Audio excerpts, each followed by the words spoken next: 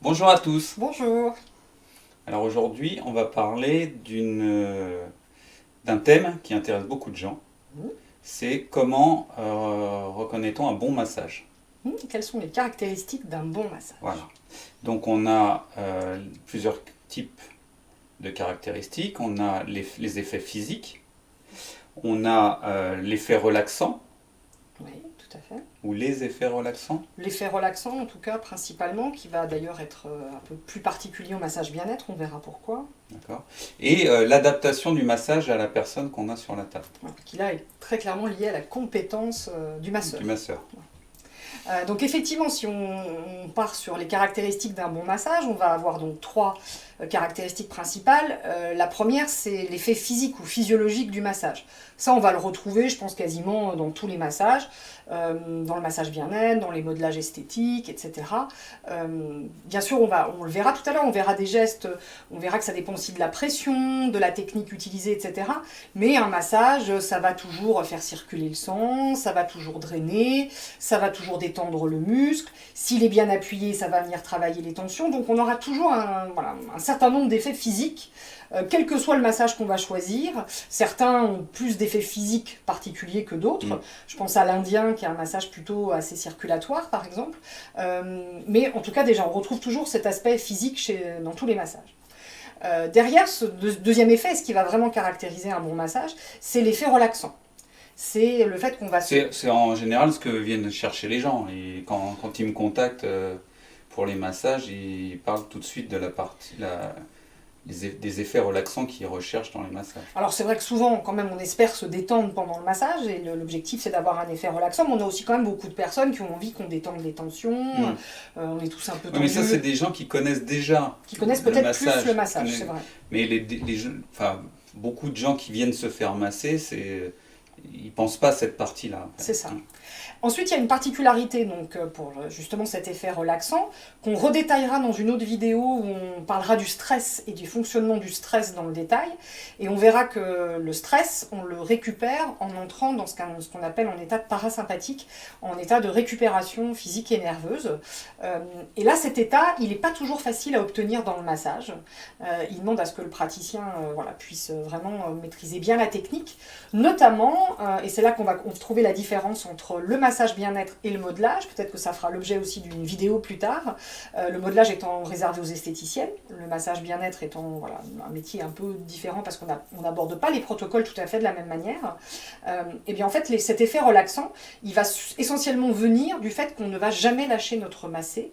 C'est-à-dire que le fait qu'une fois que la main est posée sur le corps, et bien la tête se connecte à notre main, et c'est du coup son rythme, son alternance de rythme, sa pression, son alternance de pression, son englobement, l'enchaînement des gestes, etc., qui va faire qu'au bout d'un moment, eh bien, comme on se connecte à cette main, la tête va lâcher. On appelle ça une déconnexion diencéphalique, c'est le terme un peu technique, on va dire.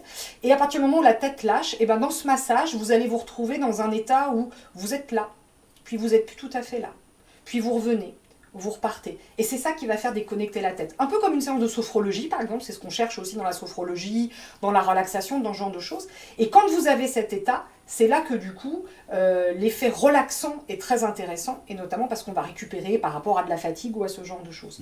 Et là, on est vraiment sur le côté technique du massage. C'est pour ça que je le compare au modelage, parce que le modelage où les esthéticiennes travaillent avec une serviette, sont des massages qui se font toujours couverts. Si vous allez en institut, en spa, vous recevez ce type de massage. Et bien rien que le fait de manipuler la serviette... Oui, on revient. C'est ça. Ouais. Dès qu'on replie la serviette, du coup, on se dit « Ah, ça y est, on replie la serviette, elle change de zone. » Et du coup, on ne va pas avoir la même détente que si justement il n'y a pas ces petites périodes qui nous font... Ces interruptions du massage. Exactement. Et puis donc l'adaptation voilà. Et alors le dernier, massé, en fait. C'est ça. Le dernier, alors là ça dépend vraiment de la capacité du masseur, là on est vraiment dans de la maîtrise technique, c'est que quel que soit le massage que vous allez choisir, que le massage il soit adapté à votre corps. Qu'est-ce que ça veut dire? On a une expérience, nous, parce que bien évidemment, comme on aime les massages, on se fait masser aussi, dès qu'on part en vacances, etc. Et vous savez, ce qui est extrêmement désagréable, d'ailleurs. oui, on a un métier terrible. Professionnellement, c'est très compliqué à vivre. Très difficile. Mais en tout cas, ça nous est arrivé plusieurs fois d'aller nous faire masser. Moi, je me souviens d'un endroit où j'avais pris le massage africain. Je ne connaissais pas du tout le massage africain. Je me suis dit, tiens, je vais regarder ce que c'est. Et où j'ai senti que la jeune femme, elle déroulait son protocole. elle connaissait son protocole, elle devait certainement en avoir fait un certain nombre avant, un certain nombre après, c'est des fois le défaut un petit peu de certains établissements, où les masseuses en font beaucoup dans la journée, et du coup, elle passait sur mes tensions, mais elle ne s'y arrêtait pas, il se passait rien en fait, la main passait, et j'avais envie de dire, ah non mais tu sens pas là que tu es dessus en fait, mais non. Elle déroulait un protocole qu'elle avait appris, qui du coup n'était pas spécialement adapté à mon corps et à moi ce que j'avais besoin. Donc vous allez avoir ça, pour trouver ces massages un peu adaptés, vous avez deux choses, soit ce qu'on appelle les massages signatures, c'est-à-dire le massage où le praticien ou la praticienne, ils vont complètement s'adapter à vous, ils vont construire le massage pour vous, ça demande quand même là de quand même bien connaître son métier. Il faut connaître plusieurs techniques. Voilà, c'est ça. Ou alors, un massage, parce que vous avez pris par exemple, j'en sais rien, le californien, par exemple, ou le suédois, tiens, c'est peut-être un meilleur exemple, le massage suédois, et où du coup, en vous massant, la praticienne, elle va se dire à un moment, je vois bien qu'il n'est pas bien, mon client, j'ai l'air de lui faire mal, et du coup, je vais me faire moins fort, même si le suédois est un massage très appuyé, je vais peut-être faire un peu moins fort. Ou au contraire, il a pris un californien, on l'a déjà dit dans une vidéo, tout le monde prend le californien parce que c'est celui qui est connu par tout le monde. Mais quand je passe, je sens des tensions vraiment, les tensions elles sont toujours un peu au même endroit, elles sont entre les deux omoplates parce qu'on a ce qu'on appelle les rhomboïdes en dessous qui sont des muscles qui souvent ont des tensions, ou le trapèze, et vous passez, vous sentez les tensions, puis vous faites rien, là il faut appuyer par exemple un petit peu plus. Donc là on va vraiment être dans la capacité du masseur ou de la masseuse à s'adapter au corps de son client. D'accord. Donc là, ce qu'on peut faire, c'est on va présenter différents gestes. Oui, c'est ça. On va aller voir des gestes pour comprendre. De trois techniques différentes, c'est ça. 3 modules de massage différents, pour essayer de comprendre en fait justement ces trois aspects Exactement. du massage. D'accord, c'est ça. Donc je crois qu'on va commencer par le massage suédois. Donc on va, du coup, hop là, on est plus petit. Donc on va aller prendre la leçon 10 du massage suédois. Alors, on va lancer. Je vais l'agrandir. Donc là, on est sur le site d'Anjayati. Oui, là, on est sur les formations massage. Et là, on est sur un geste qui est donc complètement un geste de travail de tension du massage suédois, qui se travaille avec le pouce, le long de la colonne vertébrale, et où le masseur va venir faire des petits cercles. Alors le premier passage, il est continu, vous allez voir. Là, c'est un peu un travail de... Je recherche... un peu ce que je sens sous le corps, donc ce que j'ai envie d'aller travailler. En tout cas, j'essaye de comprendre un peu les tensions. Vous voyez sur la vidéo que c'est quand même un geste assez appuyé. On voit bien la peau qui marque, on voit bien le pouce qui s'enfonce. Donc là, c'est un premier passage un peu de reconnaissance, c'est-à-dire... On détecte les tensions. On se dit où est-ce que je vais avoir intérêt à insister un peu. Donc du coup, voilà, il y a des explications aussi, parce que là, on est sur un module d'apprentissage, donc on n'est pas sur l'enchaînement du geste, donc je suis en train d'expliquer un certain nombre de choses, notamment comment crocheter le trapèze. Vous voyez, on ne va pas sur l'os, par exemple, on vient bien en diagonale pour attraper le muscle qui va du coup venir s'étirer, parce que vous voyez, ça, c'est tout bête, peut-être on peut faire pause juste là, parce que ce geste où on vient étirer le trapèze, il y a deux possibilités de le faire. Soit vous avez un masseur qui va faire tout doux, il va entourner l'épaule, il va redescendre tout doucement, bon, c'est agréable, hein, ça caresse, ça fait plutôt du bien.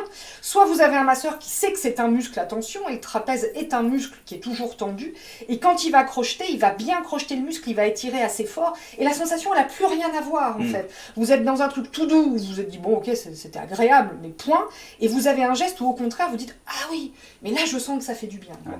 Donc là, on va avoir le bienfait physique du muscle qui s'étire, et comme en même temps, on est quand même sur un geste un petit peu appuyé, on va avoir en même temps cet effet de, vous savez, si on part trop, notamment on ne s'endort pas dans un massage. Moi je me souviens, mon premier professeur de massage, il avait dit, mais si vos clients s'endorment, vous êtes un mauvais masseur en fait.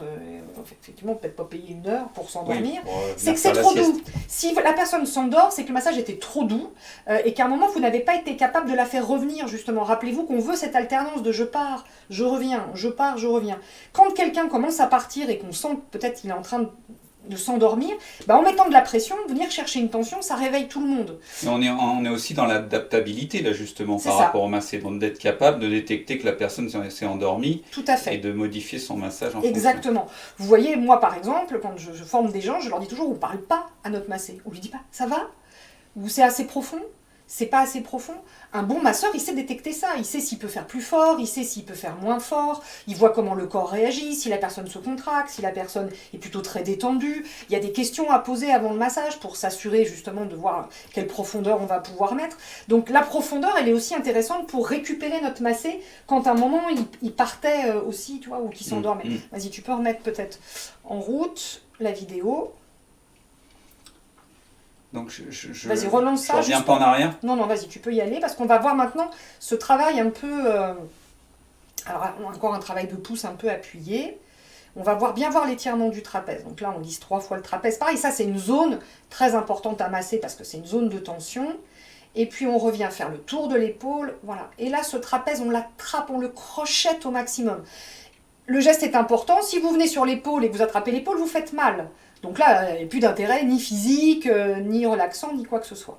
Voilà, et là, on va venir vraiment appuyer, chercher la tension, et à nouveau venir étirer ce trapèze. Voilà, on peut quitter ce geste de lissage qui fait partie du massage suédois, qui est un geste assez appuyé, assez profond. C'était vraiment pour vous illustrer les effets physiques. On va basculer peut-être sur le massage indien. Oui. Alors là, on est sur un autre registre, parce que le massage indien, c'est pas un massage spécialement appuyé.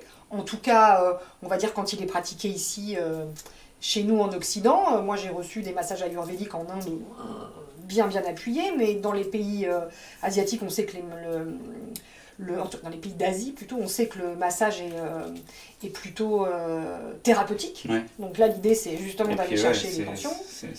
Eux, ils ne cherchent pas la détente mentale, ils s'en fichent. Eux, ce qu'ils veulent, c'est que vous repartiez en disant c'est bon, on a bossé, vous êtes détendu, il n'y a plus de tension, etc.